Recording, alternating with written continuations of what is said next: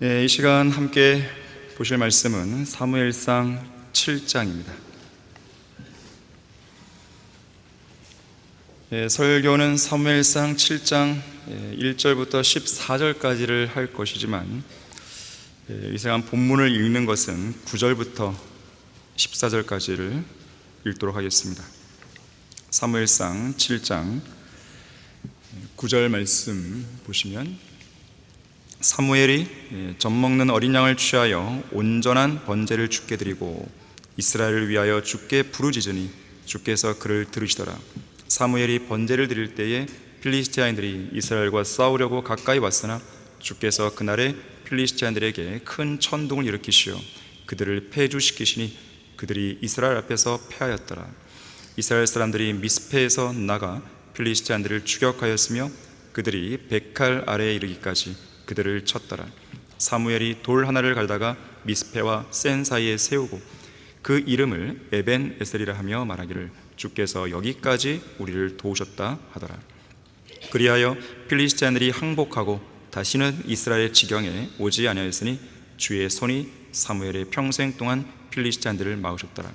필리스티아인들이 이스라엘로부터 빼앗은 성읍들이 이스라엘에게 회복되었으니 에크론으로부터 가드까지며 그 지경도 필리스티아인들의 손에서 이스라엘로 넘어갔더라. 이스라엘과 아모리인 사이에는 화평이 있더라. 자, 말씀을 위해 다 같이 기도하겠습니다. 고마우신 아버지 하나님, 아름다운 예배를 드리게 주셔서 감사드립니다. 주님께서 베풀어 주신 풍성한 은혜와 자비와 사랑이 있기에 저희들은 늘 안전하게 거할 수 있으며 모든 악과 위험으로부터 보호를 받을 수 있습니다. 주님께서는 우리를 늘 도우시는 분이시고 돌보시고 또 보호하시는 분이십니다. 우리가 위험에 처했을 때, 위기에 직면했을 때 언제나 주님께서는 우리에게 자상한 음성으로 괜찮다고, 자상한 음성으로 우리를 지키고 있다고 그렇게 말씀해주고 계시는 것입니다. 이 시간 제가 이 말씀을 설교할 때 제 안에 충만히 거해주시고 성도들의 지각도 열어주셔서 이 말씀이 마음밭에 떨어졌을 때 풍성한 열매를 거둘 수 있도록 도와주십시오. 강력하신 주님의 능력이 이 시간 저희들에겐 필요합니다. 주님께서 주시는 위로부터는 지혜가 저희들은 절대적으로 필요합니다. 모든 마귀의 공격으로부터도 저희들을 철저하게 보호해 주십시오. 주 예수 그리스도 이름으로 기도했습니다. 아멘. 에벤 에셀의 하나님, 에벤 에셀의 하나님이라는 제목으로 설교하겠습니다. 기도의 사람 조지 뮬러를 잘 알고 계시죠?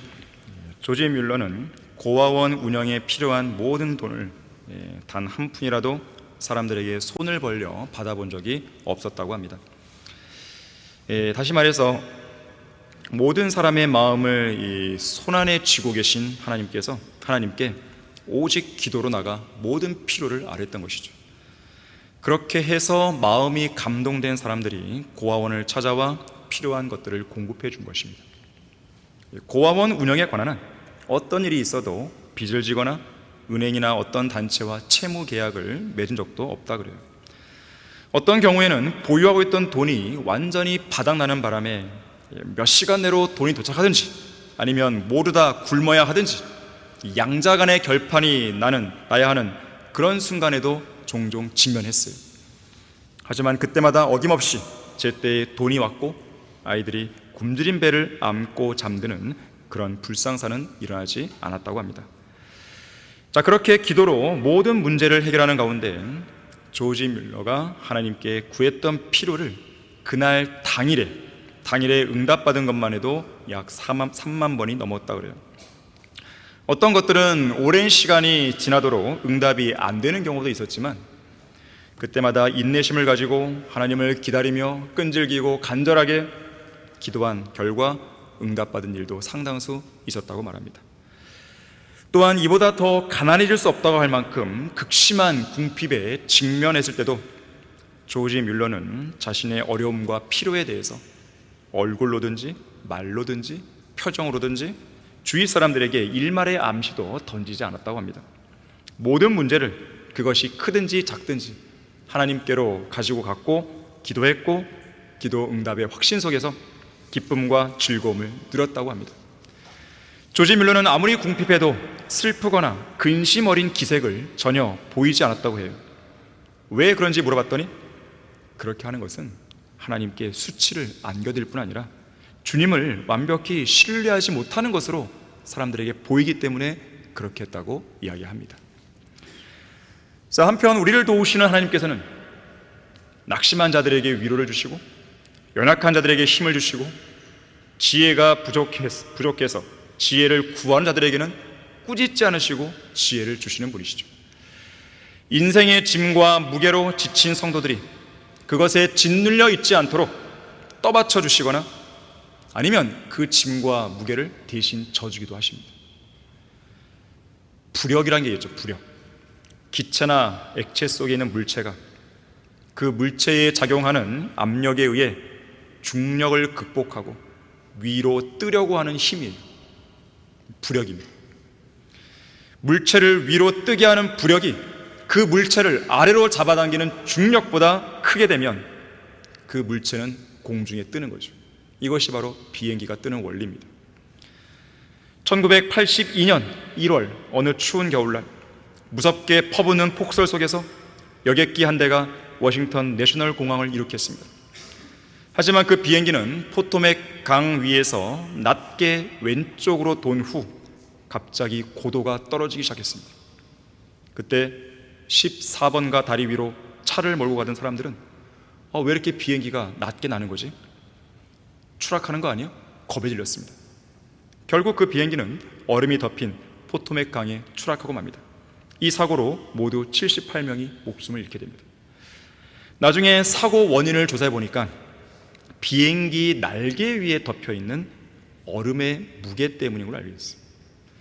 하지만 그보다도 더 결정적인 원인이 있었는데 비행기가 추락할 당시 비행기를 공중으로 띄워주는 그 부력을 상실했다는 겁니다. 그러면 왜 부력을 상실한 것인가? 아까 말했던 날개 위에 있는 그 얼음이 날개 주위에 기류를 방해했기 때문에 정상적인 비행을 못하자 결국 부력이 없어진 거예요. 만약 부력만 정상적으로 형성되었다면 그 얼음의 무게 정도는 충분히 극복할 수 있었던 것입니다. 자, 인간이 직면하는 비극의 원인도 마찬가지예요. 인생은 재정적인 위기, 사망, 이혼, 질병, 직업으로 인한 갈등, 법정 소송, 탄산조각난 꿈, 자, 이런 등등의 인생의 짐과 무게로 가득 차 있죠. 이렇게 인생에 부과되는 그 짐과 무게에 깔려서 그 마음이 짓눌려서 대부분의 사람들은 주저앉고 비참한 삶을 영위하며 근근히 살아가는 것이죠. 반면에 구원받은 성도들은 하나님의 도우심을 힘입어서 그 인생의 무게를 이겨내게 됩니다. 하지만 하나님의 도우심을 받지 못하는 성도 역시 그 무게에 짓눌려 살게 되는 것이죠. 그래서 하루하루를 노심초사하며 사는 거예요. 자, 오늘 본문은 이스라엘 백성이 사무엘상 4장의 에벤에셀 전투에서 필리스티인들에게 대패를 한 다음에 심지어 적들에게 하나님의 언약궤를 빼앗긴 지 20여 년이 지났을 무라베 사건을 다루고 있습니다.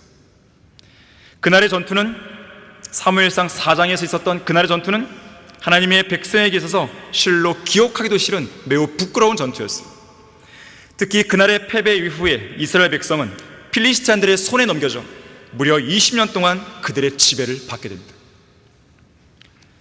한편 하나님의 언약궤가 적들의 진영으로 넘어가긴 했지만 전능하신 하나님은 하나님의 언약궤가 머무는 필리스타인의 성읍마다 악성 종기를 비롯한 극심한 멸망으로 그들을 심판하시고 진멸시키십니다. 그 내용이 5장과 6장에 나오는 내용이에요. 결국 견디다 못한 필리스타인들이 결정을 내리죠. 하나님의 언약궤를 다시 돌려보내자.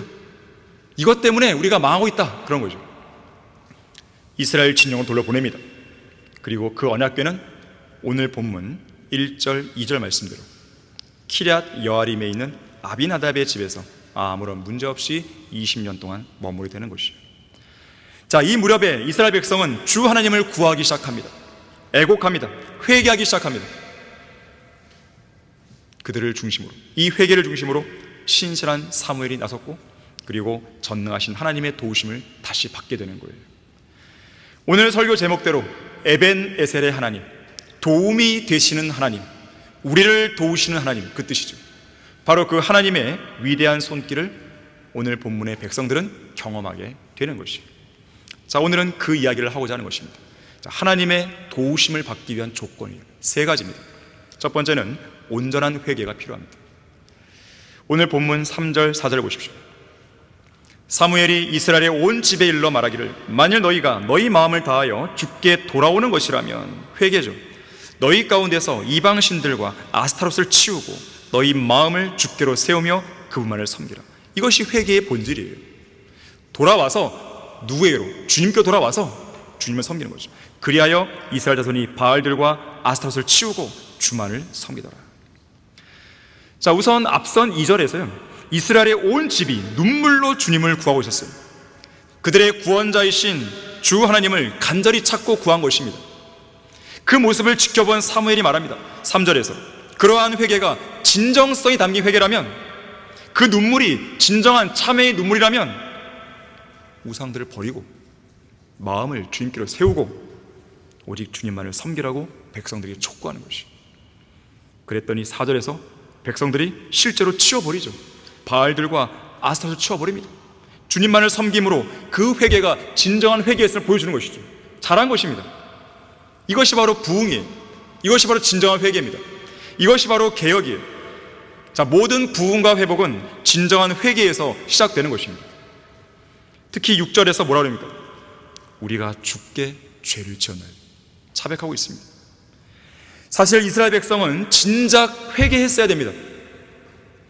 사무엘상 1장에서 6장까지 넘어오는 동안 1장부터 6장까지 총 6개의 장과 128개의 구절을 지나오는 동안 연도로 보자면 기원전 1171년에서 1120년까지 51년의 세월이 흘러오는 동안 그 사이 어느 때인가라도 이스라엘 백성은 빨리 회개를 했어야 되는 것이죠. 왜 백성들은 20여 년 전에 있었던 에벤에셀 전투에서 적들에게 패했고, 왜 적들에게 언약궤를 뺏긴 것입니까? 왜 그들은 하나님의 전장에 하나님의 언약궤가 왔는데도 불구하고 왜 그들은 패배한 것입니까? 하나님을 대적해서 죄를 지었음에도 회개하지 않았기 때문에 그런 거예요. 율법을 거슬러서 죄를 지었음에도 불구하고 회개하지 않았기 때문에 그렇습니다. 특히나 그 죄의 선봉에 누가 있었습니까? 엘리의 두 아들이었죠. 제사장들이었습니다. 제사장들이 앞장서서 죄를 범했던 거예요. 성경은 그들을 가리켜서 벨리알의 자식들이라고 말하는 것이죠. 자, 하지만 여기 본문 3절부터 6절에서는 선지자이자 제사장인 사무엘을 중심으로 대대적인 회개가 이루어집니다. 여러분의 기도가 응답이 안 되고 주님과의 교제가 원활하지 않고 뭔가 일이 꼬이고 일이 안 풀리고 계속해서 문제가 발생한다. 그럼 여러분들은 가장 먼저 해야 할 일이 있어요. 자신을 먼저 돌아봐야 됩니다. 죄가 있는지 돌아봐야 돼요.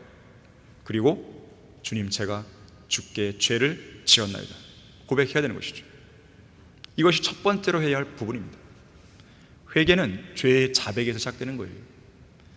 17세기 영국에서 회개에 대해 자주 강조했던 필립 헨리 목사는 말했습니다. 만약 내가 이 설교 강단에서 죽으면 회개를 설교하면서 죽을 것이다. 강단이 아닌 곳에서 죽는다면 나는 회개를 실천하면서 죽을 것이다 그랬어요. 구세군의 창시자 윌리엄 부스도 말했듯이 마지막 배교한 교회 시대에 만연하는 가장 큰 위험은 첫째, 성령께서 부재하신 교회들. 둘째, 예수 그리스도를 문 밖으로 밀어낸 교회들. 셋째, 하나님께서 함께 하시지 않는 교회들. 넷째, 지옥이 빠져버린 복음. 다섯째, 거듭남이 사라져버린 구원. 여섯째, 진리가 부재한 병개된 성경.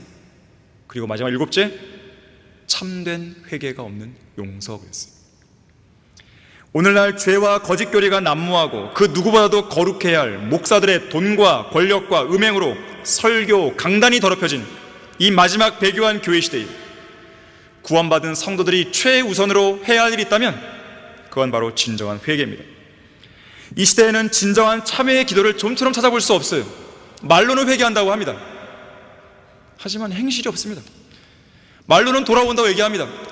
말로는 나는 죄를 버렸어라고 말합니다. 말로는 나는 죄를 자백했어라고 말합니다. 하지만 행동은 따라오지 않는 거예요.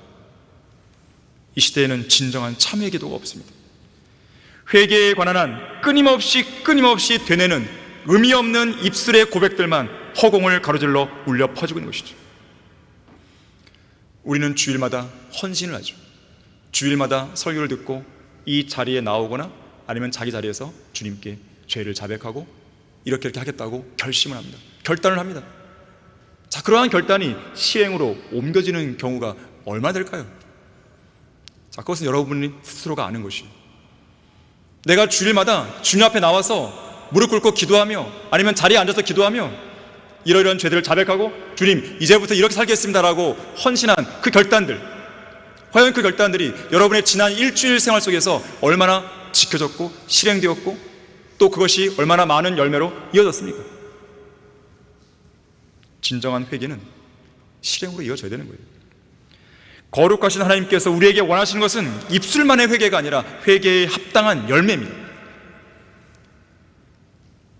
회개로 맛을 내지 않는 믿음은 예수 그리스도를 믿는 참된 믿음이 아니라고 찰스 스펄전은 말했습니다. 진정한 참회의 눈물은 하나님께서 보시기에 매우 아름답고 고귀합니다. 하나님께서는 마음이 상한 자들, 참회하는 영을 진 자들에게 가까이 하시는 거예요. 참된 회개와 자백은 마귀의 힘과 억압을 약하게 만듭니다. 그리고 하나님을 영화롭게 만들 수 있는 힘이 있는 거예요. 마귀의 강력한 고소를 물리치고 우리 마음속에 그 어디서도 얻을 수 없는 평안이 임하는 겁니다. 언제요? 진정한 회개가 이루어질 때. 문제의 원인이 해결될 때죠. 바로 그것은 문제의 원인인 요나가 바다에 던져졌을 때 배 안은 어땠습니까? 평안해졌어요. 악한이 돌에 맞아 죽었을 때 이스라엘에 임한 재앙은 사라졌습니다. 우리의 삶 속에서 참된 회개와 자백을 통해 주 예수 그리스도의 보혈의 능력을 통해서 불순종한 요나를 여러분의 마음에서 제거하고 세상을 사랑한 악한을 여러분의 마음에서 쫓아낸다면 여러분의 마음에는 고요한 평안이 깃들게 되는 것입니다. 왜 그런 것입니까? 그 순간 하나님이 영광 받기 때문에 그렇습니다. 그리스도인의 삶의 본질이 그거예요. 내가 하나님께 영광을 돌려드리는 삶을 살 때 내 마음 평안한 겁니다. 그것이 아닌 다른 어떤 인생을 살게 되면 계속 마음이 불편해요. 뭔가 인생이 안 풀립니다. 왜 우리가 죄를 회개하고 주님 앞에 자백하는 것입니까?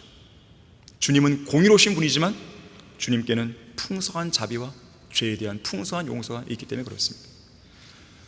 하나님께서는 죄에 대해 징계하시지만 진정한 참회로 여러분이 다가오면 바로 용서하시는 거예요. 이것이 바로 하나님의 사랑입니다. 부흥과 개혁, 죄에 대한 깊은 각성 없이는 시작될 수 없습니다.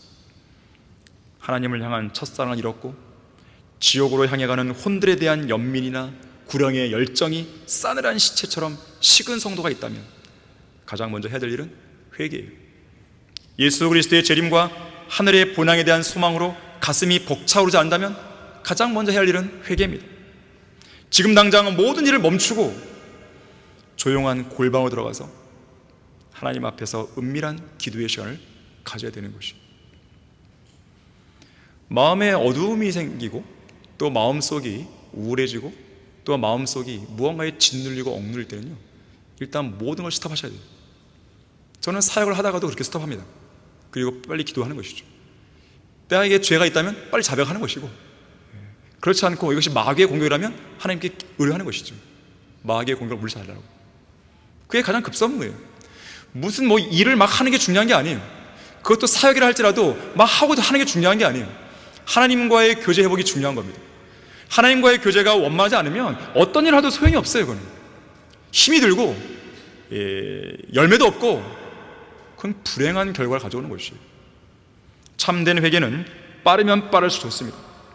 참된 회개와 자백은 죽은 성도의 영적 생명을 살릴 수 있는 강력한 무기입니다. 자, 교회가 사느냐 죽느냐, 이것은 그 교회 안에 성도 개개인이 영적으로 소생하느냐 그렇지 않느냐에 달려있는 것이에요. 회개는 미루면 미룰수록 죄는 더욱 강력해지고 완고한 마음은 더욱 견고해집니다. 마틴 루터는 말하기를 진실한 회개는 매일 우리 자신으로부터 벗어나 예수 그리스도께로 가는 것이라고 했어요. 자기 자신에게 돌아서는 거예요. 자, 그리스도인에게는 세 가지 대적이 있습니다. 세상, 육신, 마귀가 있어요. 거기서 돌아서는 거예요. 그리고 주님께로 가는 것이죠. 진정한 회개의 표본을 돌아온 탕자가 보여주고 있죠. 누가복음 15장에 나오는 돌아온 탕자. 그 작은 아들은 돼지 우리에서의 삶으로 생을 마감할 뻔했죠. 하지만 그때 번뜩 든 것이 아버지가 생각난 것입니다. 내가 갖고자 했던 그 모든 것들이, 내가 추구하고자 모든 것들이, 그 좋은 것들이 다 아버지에게 있는 것이죠. 그리고 돼지 우리에서의 삶을 딱 청산합니다. 어떻게 했어요? 바로 그 자리에서 일어난 것이죠. 박차고 나온 것이죠. 그리고 끝난 것이 아니라 아버지께로 가는 겁니다. 이것이 회개예요. 돼지 우리에서의 그런 비참한 삶을 완전히 청산하고 그것을 박차고 일어나 아버지 하나님께로 가는 것, 자, 이것이 회개한 성도들이 취해야 될 유일한 행동입니다. 주님께로 가려면 일어나야 됩니다. 죄악으로 가득 찬 세상 한가운데 계속 머물러 앉았으면 안 되는 것이죠. 그렇게 하면 인생의 문제를 해결할 수 없습니다. 그 기근과 궁핍 속에서 자신의 처지를 한탄하고 세상을 원망한다고 해서 상황이 바뀌는 게 아니에요. 부모를 탓하고 자녀들을 탓할 필요도 없어요. 친구들을 탓할 필요도 없고 지체들을 탓할 필요가 없습니다. 문제의 원인은 자기 자신에게 있는 거예요. 인생의 모든 문제들은 그 마음에 나오는 겁니다. 내가 열심을 다해서 이 마음을 지키지 못했기에 현재의 비극과 현재의 기근과 현재의 궁핍과 현재의 비참한 삶을 초래하는 것이죠. 현재의 상황을 바꾸기 원한다면 여러분 자신이 바뀌어야 되는데, 자, 그것은 회개에서 시작되는 겁니다. 변화의 첫 출발은 진정한 회개로 주님과의 관계를 회복하고 그 자리에서 일어나는 것이죠. 그리고 하나님 아버지께로 발길을 옮기는 것입니다. 자, 하나님의 도우심을 받기 위한 두 번째 조건은 온전한 기도가 필요합니다.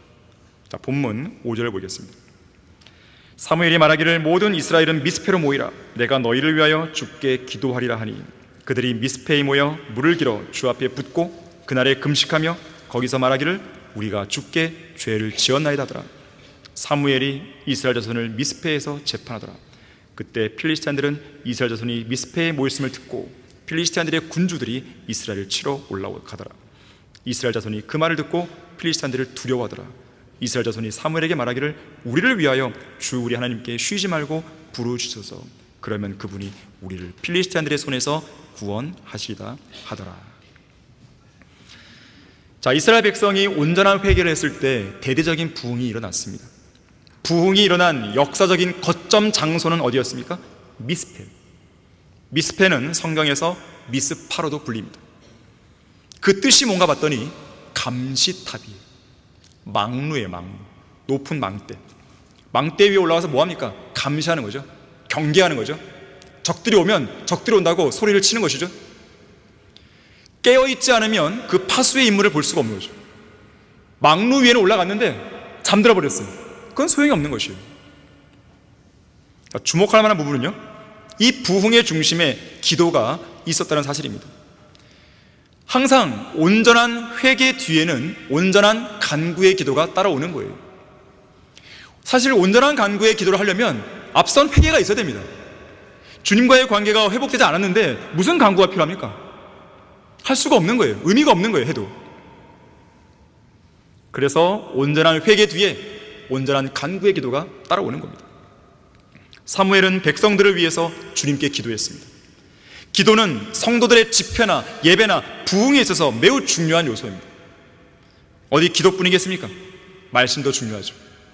하나님을 섬기는 사역자들은 기도하는 일과 말씀의 사역에 전념해야 됩니다. 여러분들은 제가 기도하는 사역과 말씀의 사역에 전념할 수 있도록 도와주셔야 되는 것입니다.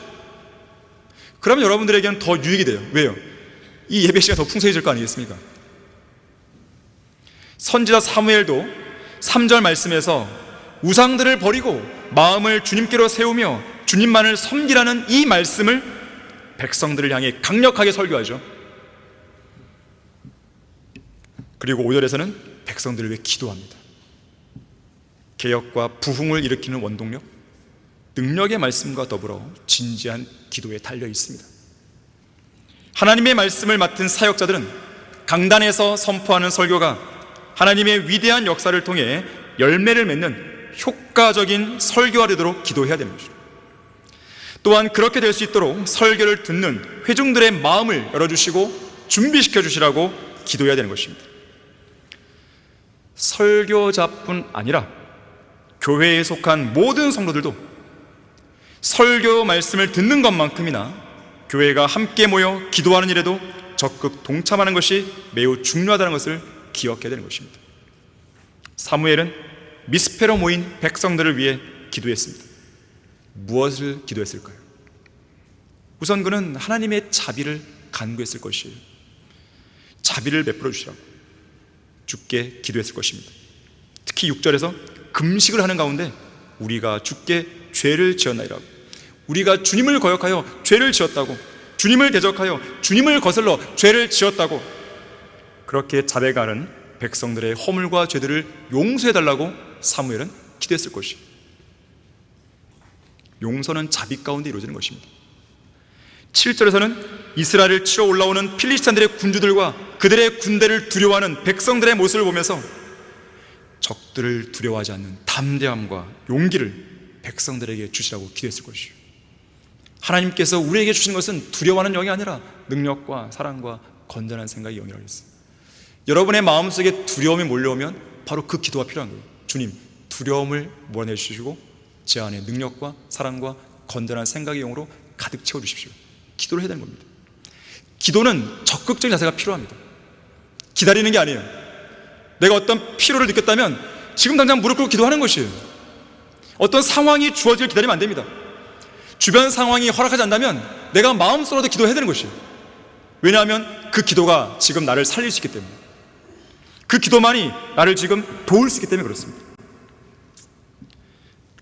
궁극적으로는 8절에서 필리스탄들의 손에서 이스라엘을 구원해 주시라고 하나님께 간절히 부르셨을 것이, 같은 구절에서 백성들도 그들을 위해 하나님께 기도해달라고 사무엘에게 간절히 호소했죠. 특히 하나님께 쉬지 말고 기도로 부르자라고 사무엘에게 간청하고 있습니다. 사실 사무엘의 생애가 그랬습니다. 백성들을 위해 기도하는 걸 쉬지 않았습니다. 그만두지 않았어요. 중단한 적이 없습니다. 사무엘상 12장 23절에서도 나로서는 결단코 너희를 위하여 기도하기를 그침으로 주께 대하여 죄를 범하지 아니하며 내가 선하고 의로운 길을 가르치겠다고 선언합니다. 너희들을 위한 기도 내가 그치지 않겠다는 것이죠. 본문 8절을 다시 보시면 이스라엘 백성은 우리를 위하여 주 우리 하나님께 쉬지 말고 부르시소서, 그러면 그분이 우리를 필리스탄들의 손에서 구원하시리라고 간청합니다. 전쟁에서 기도가 중요하다는 것을 보여주는 것이죠. 이 간청은 우리에게 기도가 거대한 영적 전쟁임을 보여주고 있습니다. 쉬지 않고 하나님께 부르짖는 그 기도를 통해서 백성들은 적들의 손에서 구원받을 수 있는 것이죠. 또 그렇게 구원받을 수 있도록 하나님으로부터 도움을 받을 수 있는 것이죠. 궁극적으로는 전쟁의 승리를 가져오는 것이죠. 오스왈드 챔버스라는 사람이 말했습니다. 기도는 사역을 하기 위한 준비가 아니라 사역 그 자체이다. 전쟁을 하기 위한 준비가 아니라 전쟁 그 자체라고 했어요. 기도는 전쟁이에요. 그래서 기도는 영적 전장에서 아군의 사기를 북돋기 위해 하늘을 향해 힘있게 외치는 전쟁의 함성 소리입니다. 여러분은 교회를 위해 기도하셔야 돼요. 이 사역을 놓고 기도하셔야 돼요. 저를 위해 기도해야 되고, 그리고 지체들을 위해 기도해야 되는 것입니다. 여러분의 그 기도가 어떤 성도를 살릴 수 있는 힘이 되는 것입니다. 또한 기도는 적들의 사기를 꺾기 위해서 사자처럼 포효하고 울부짖는 강력한 선전포고인 것이죠. 우리는 때때로 이 마음속으로 기도하기도 하지만 혼자 있는 골방에서는 주님께 울부짖을 수 있는 것이죠. 강력한 선전포고예요. 누구 들으라는 거예요? 적들 들으라는 것이죠. 나를 위협하고 나를 억누르고 나에게 어두운 마음을 주고 나를 약심시키는 적들에게 들으라는 것이죠. 나의 기도를 하나님이 경청하신다는 거죠.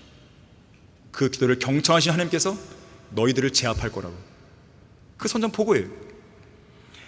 또한 기도는 영적 전쟁의 위대한 승리를 위해서 저 높은 곳으로부터 하나님의 능력과 도움을 이 땅에 끌어내리고자 하는 간절한 호소인 거예요. 우리는 하나님께 호소하는 사람들이, 사람들에게 호소를 해봤자 그거는 보장이 없습니다. 하나님께 호소를 하는 것이, 영적 전쟁에서 마귀를 패배로 이끌게 하고 마귀를 두렵게 하고 마귀의 종들을 무섭게 만드는 강력한 무기는 기도입니다. 우리는 대적들이 무서워하고 두려워 떨 정도의 기도를 할 수 있어야 돼요. 기도의 전사가 되어야 됩니다. 여러분, 그걸 아셔야 됩니다. 세상 사람들은, 세상의 죄인들은 천둥번개가 치잖아요. 무서워합니다. 양심이 좀 살아있는 사람은요, 자기 죄를 막 돌아보기도 합니다. 벼락 맞아 죽을까봐. 언제가 이성 목사님께서 이 똑같은 말씀 하신 적이 있었어요. 세상 사람들의 두려움은 그런 두려움이에요. 하지만 우리는 다른 거죠. 때때로 하나님께서는요, 우리의 기도를 들으시고요, 정말로 천둥번개를 켜셔서 그 어떤 우리를 대적하는 그 사람들의 마음을 두렵게도 만드십니다. 성경 침략을 대적했더니 하나님께서 뭔가 이렇게 안 좋은 일이 생기나 보다, 이렇게 만들어 버리시는 거예요, 하나님께서. 자, 기도는 이 땅에서 하나님의 모든 능력을 하나로 집결시키는 행위예요. 경계를 늦추고 가만히 입을 다문 채 너저분에게 앉아있는 군사들이 되면 안 됩니다. 그런 사람들은 하나님의 나라에서 무익한 군사들이에요. 골로새서 4장 2절에서 말씀하기를 꾸준히 기도하고 감사함으로 기도에 깨어있으라 그랬습니다. 기도에 깨어있어야 됩니다. 자, 이 사실을 잘 반영해 주듯이 오늘 본문에서 부흥이 일어나고 있는 장소가 어디라 했습니까? 미스페. 미스페의 뜻이 뭐예요? 감시탑입니다. 감시하는 장소예요. 경계의 장소입니다. 잠들지 않고 항상 깨어있고 감시하고 경계하는 바로 그 장소에서 기도를 통해 부흥이 일어나고 있는 거예요. 영적 전쟁에서 기도는 하나님의 역사를 방해하는 장애물을 파괴할 만큼 위력적인 병기라는 것을 기억하셔야 돼요.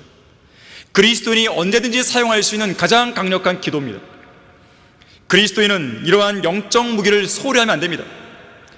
영적 무기를 소홀히 하게 되면, 기도를 소홀히 하게 되면 그 무기를 자신에게 주신 하나님을 실망시켜드리는 것이죠. 이미 하나님께서는 우리에게 싸울 수 있는 무기와 힘을 주신 겁니다. 우리 안에 주님이 계시잖아요. 가장 강력한 힘이 있는 것이죠. 또한 무기가 말씀을 통해서 기도의 응답에 대한 약속을 통해서 주어졌잖아요. 자, 활용하지 않는 그 사람만 바보인 거죠. 이길 수 있는 방법, 가장 확실한 법이 있음에도 불구하고 왜 그걸 안 쓰냐 이거예요. 그리고 다른 데서 방법을 찾으려고 하냐 이거예요. 그 사람만 손해를 보는 것입니다. 우리의 구주이신 예수님을 보십시오. 땀이 큰 핏방울처럼 되어 땅에 떨어질 때까지 기도하신 거죠. 그리고 승리하셨죠. 그리고 그 승리가 결과적으로는 우리에게 구원을 가져온 것이죠. 그 겟세마네 기도에서의 승리를 통해서 주님은 십자가 앞으로 나아가셨고, 최종적으로 그 십자가 들린 보혈을 통해 우리를 죄와 사망의 법에서 해방시켜 주신 거 아니겠습니까? 초림 당시 겟세마네 동산에서 지상에서의 마지막 밤을 보내신 예수님은, 예수님의 그 혼은 고뇌 속에 계셨고, 예수님의 그 영은 더욱 간절했고, 예수님의 그 몸은 큰 핏방울처럼 땀을 흘리고 계신 거죠. 얼마나 간절히 기도했으면 그럴까요? 그렇듯 주님께서는 간절히 기도하시면서 시험에 들지 않도록 기도하라는 그 모범을 보여주신 것입니다. 왜 나는 맨날 시험에 드는 것인가? 왜 나는 맨날 넘어지는 것인가? 당연하죠. 기도를 안 하기 때문에. 간절한 기도를 안 하기 때문에. 패배하는 데는 다 이유가 있습니다. 그냥 패배하는 게 아니에요. 하나님이 그냥 안 도와주니까 패배하는 게 아닙니다. 패배의 이유는 지금 당장 돕지 않으시는 하나님께 있는 것이 아니라 하나님께서 이미 제시하신 그 방법을 따르지 않는 그 성도에게 있는 거예요. 하나님을 원망할 것이 아니라 내가 지금 무엇을 안 하고 있는지를 보셔야 됩니다. 깨어있으라는 이 명령은 적들과 대치한 전장, 이 한복판에서 가장 중요한 명령이에요. 지금 필리스탄들이 앞에 다가왔잖아요.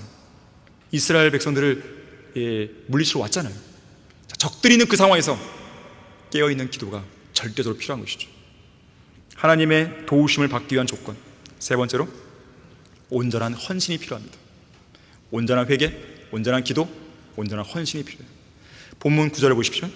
사무엘이 번제를 드릴 때 필리스티안들이 이스라엘과 싸우려고 가까이 왔으나 주께서 그날에 필리스티안들에게 큰 천둥을 일으키시어 그들을 패주시키시니 그들이 이스라엘 앞에서 패하였더라. 지금 여기 번제가 나오죠. 번제. 이스라엘 백성들이 율법의 규례에 따라 드려야 될 제사는 5가지입니다.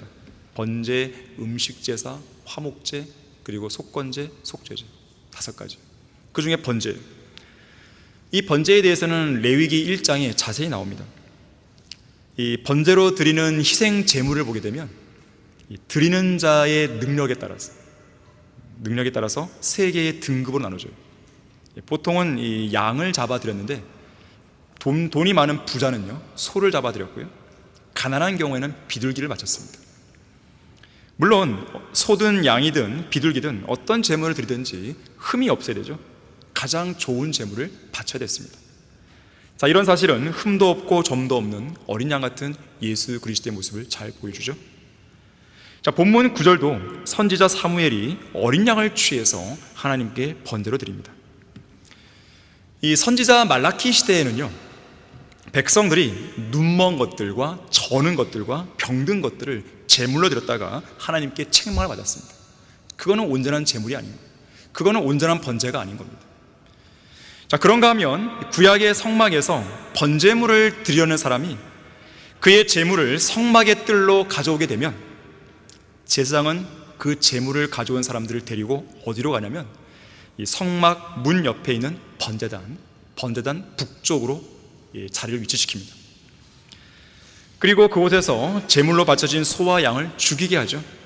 그때 흘러나오는 피는 큰 그릇에 받아서 번제단 위 사면에 뿌립니다. 그리고 동물의 가죽을 벗기죠. 각을 뜨죠. 다리와 내장을 물로 씻죠. 그리고 나서 가죽을 제외한 짐승의 그 모든 것들, 그 전부를 번제단 위에 불살라버려요. 가죽을 제외한 짐승의 모든 것, 그 전부를 완전히 불살라버린다는 그 의미에 따라서 보통 번제를 온전한 번제 이렇게 말합니다. 그냥 번제가 아니라 온전한 번제. 신명기 33장 10절에 보니까 그들이 야곱에게 주의 명령들을, 이스라엘에게 주의 율법을 가르칠 것이요 그들이 주 앞에 향을 피우고 온전한 번제의 희생을 주의 제단 위에 드린다 그랬습니다. 온전한 번제예요. 시편 51편 19절도 그때 주께서는 의의 희생제들과 번제와 온전한 번제를 기뻐하시리니 그때 그들이 주의 제단에 수송아지들을 드린다 그랬습니다. 온전한 번제. 자, 오늘 본문 9절에서도 사무엘은 온전한 번제를 드린 것이죠. 자, 이렇듯 희생제물의 전부, 모든 것을 불에 태워 하나님께 드리는 온전한 번제와 관련해서 앞선 본문에서 앞선 6절에서는 물을 길어서 주님 앞에 쏟아붓는 행위가 나옵니다. 물을 길어서 다 쏟아붓는 것이죠.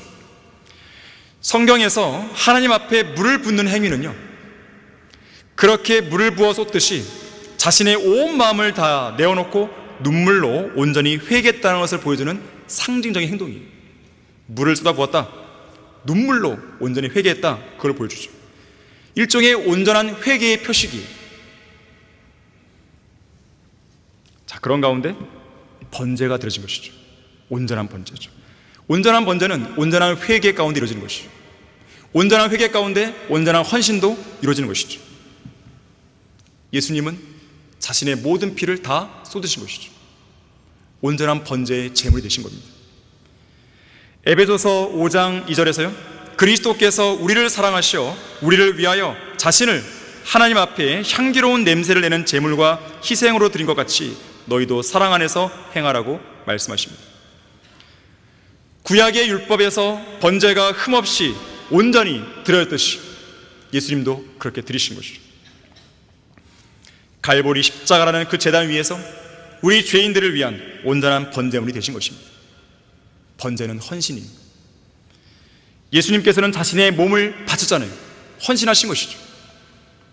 이러한 헌신은 죄인들을 위한 온전한 번제물이 되신 예수 그리스도를 자신의 구주로 믿고 구원받는 성도들에게도 요구가 되는 덕목입니다. 로마서 12장 1절에서 말씀하죠. 그러므로 형제들아, 내가 하나님의 모든 자비하심으로 너희에게 권고하노니 너희 몸을 하나님께서 기뻐하시는 거룩한 산 제물로 드리라. 이것이 너희가 드릴 합당한 예배니라. 여러분이 몸을 드리지 않고서는, 온전한 헌신이 이루어지지 않고서는 온전한 예배를 드릴 수가 없는 거예요. 여러분이 오늘 예배에 나온 건 잘하신 것입니다. 잘하신 것이에요. 그러나 지난 일주일간의 삶이 아주 엉망진창이었다, 주님께 몸을 드린 적이 없다, 그렇다면 그러한 바탕 위에 드려지는 예배라고 한다면 그거는 그 힘이 약해지는 것입니다. 우리 그리스도인들은 자신의 몸을 거룩한 산 제물로 드려야 돼요. 자신의 몸을 흠도 없고 점도 없는 살아있는 제물로 드려야 되는 것입니다. 병상에 누웠을 때는 드리기 어렵죠.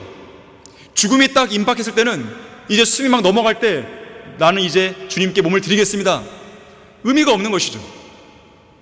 생명의 호흡이 붙어있고 조금이라도, 내가 하루라도 더 젊었을 때 주님께 드려야 의미가 있는 것이에요.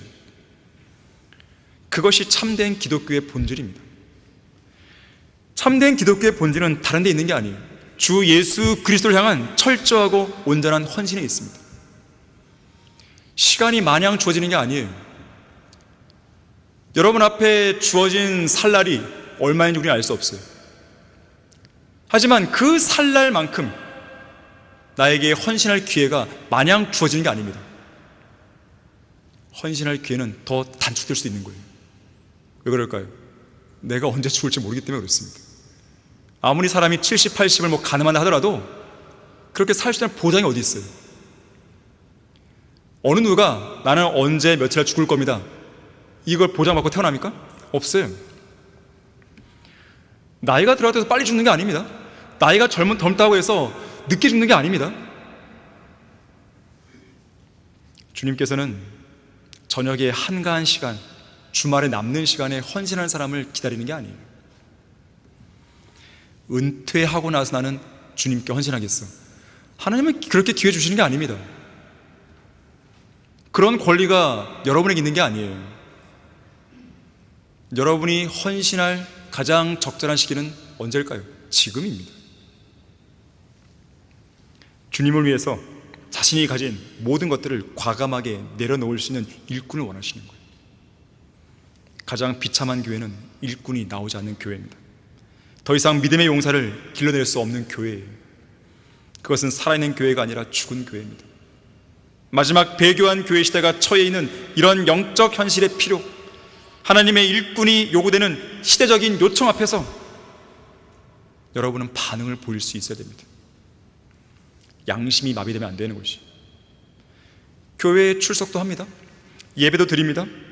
헌금도 하고 찬송도 부르고 예배 의식에 다 참여를 해요. 하지만 양심이 무뎌져 있는 것이죠. 헌신할 마음이 없는 거예요. 주님, 저는 예배까지만 참석하겠습니다. 주님, 저는 여기까지만 헌신하겠습니다. 그러한 권리가 우리에게는 없습니다. 우리 몸이 누구 건데요? 하나님의 것이잖아요. 하나님의 것인 너희 몸과 너희 영으로 주님께 영광을 돌리라고 했어요. 내 것이 아닙니다. 나에게는 그런 한계를 정해놓을 권한이 없어요. 내가 헌신할 시점을 정해놓을 권리가 없습니다. 주님이 지금 하라면 하는 것이죠. 주님이 가라면 가는 것이죠. 주님이 나가서 복음을 전파하면 하는 것이죠. 세상을 위해서는 기꺼이 건강도 포기하고 가정도 포기하고 자신의 여가 시간도 포기할 의향이 있는데 주님을 위해서는 포기를 하는 것이죠. 이상하지 않습니까? 주님을 위한 헌신을 자기 인생 경력에 있어서 커다란 손실로 여기는 것이죠. 누가? 그리스도인들이라는 사람들이. 악한 현 세상에 사로잡혀 순수한 마음과 선한 양심과 가식 없는 믿음이 정상적으로 작동하지 않고 있는 거예요. 무언가 지금 고장난 겁니다. 지금. 이제는 완고한 양심을 녹이고 새롭게 일어날 때인 것이죠. 진정한 헌신을 해야 됩니다. 진정한 회개와 더불어서 진정한 기도의 간구와 진정한 헌신이 필요한 시대예요. 결론을 맺겠습니다. 본문 5절에서 9절까지 진행되고 있는 이 장면이 그 유명한 미스페의 부흥인 것이죠. 이 부흥으로 인해 뒤이어 전개되는 필리스트인과 전쟁에서 대승을 거둡니다. 이스라엘 백성이 그 전쟁에서 승리할 수 있었던 근본적인 원인은 미스페의 부흥 속에 나타난 백성들의 회개 때문이었습니다. 앞선 4장에서 벌어진 전쟁에서는 그들의 죄 때문에 패배했지만 이제 여기 본문 7장에서 벌어진 전쟁은 죄에 대한 회개 때문에 승리하게 되어진 것이죠. 이어지는 10절 보세요. 사무엘이 번제를 드릴 때에 필리스티안들이 이스라엘과 싸우려고 가까이 왔으나 주께서 그날에 필리스티안들에게 큰 천둥을 일으키시어 그들을 패주시키시니, 지금 누가 싸우시는 거예요? 하나님이 싸우십니다. 그들이 이스라엘 앞에서 패하였더라. 이스라엘 사람들이 미스페에서 나가 필리스티안들을 추격하였으며 그들이 백칼 아래에 이르기까지 그들 쳤더라. 사무엘이 돌 하나를 갈다가 미스페와 센 사이에 세우고 그 이름을 에벤 에셀이라 하며 말하기를 주께서 여기까지 우리를 도우셨다 하더라. 자, 여기서 우리가 주목할 점은요, 일전에 사무엘상 4장에서 필리스티안들에게 언약궤를 빼앗겼던 바로 그 장소에서 다시 대승을 걸었다는 것이에요. 잠시 사무엘상 4장 1절을 보십시오.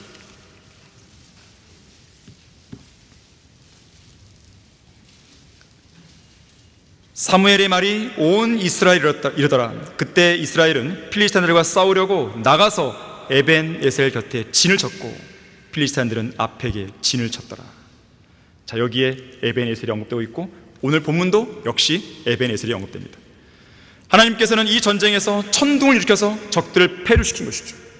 그리고 이스라엘은 필리스티안들을 추격하여 물리칩니다. 그렇게 물리친 다음에 사무엘은 돌 하나를 가져옵니다. 그리고 미스페, 부흥의 중심이었죠, 미스페와 센 사이에 세우고 그 이름을 에벤 에셀이라고 명명한 것이죠.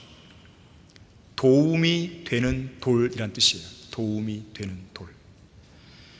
그러니까 12절 말씀에 보듯이 주께서 여기까지 우리를 도우셨다는 뜻이죠. 하지만 우리는 사무엘상 4장에서 1절과 2절과 10절에서 두 번이나 필리스티아 전쟁에서 패배한 장소였음을 알 수 있습니다. 이 장소는 그런 장소였어요. 그런데 바로 이곳에서 하나님의 도움으로 승리를 거둔 것이죠. 자, 성도들은 자신의 죄로 인해 실패했던 바로 그 경험에 대해서 주님의 능력으로 승리할 수 있어야 됩니다. 자주 넘어지고 실패했던 그 자리를 떨치고 일어나서 바로 그 자리에서 위대한 승리를 경험해야 되는 것입니다. 마지막 아담이신 예수 그리스도께서는 첫째 사람 아담이 실패했던 바로 그 시험에서, 바로 그 자리에서 마귀의 시험을 이기셨습니다. 마찬가지로 성도들도 자주 넘어지고 실패하는 그 미혹, 그 나쁜 습관, 영적 싸움에서 승리하는 경험을 쟁취할 수 있어야 되는 거예요. 종교개혁자 마틴 루터, 그 믿음의 용사 역시 낙심과 절망에 휩싸일 때가 있었습니다. 그때마다 그는 밤하늘에 떠있는 수많은 별들을 주시하면서 한치의 오차도 없이 우주를 운행하고 계시는 하나님께서 자신도 도와준다는 그 사실을 믿고 마음의 평안을 얻게 됩니다. 확신을 얻게 됩니다. 위로를 얻습니다. 그리고 종교개혁을 담대하게 추진하는 것이죠. 17세기 영국의 역사가이자 왕립교회의 선교사였던 토마스 풀러는 말합니다.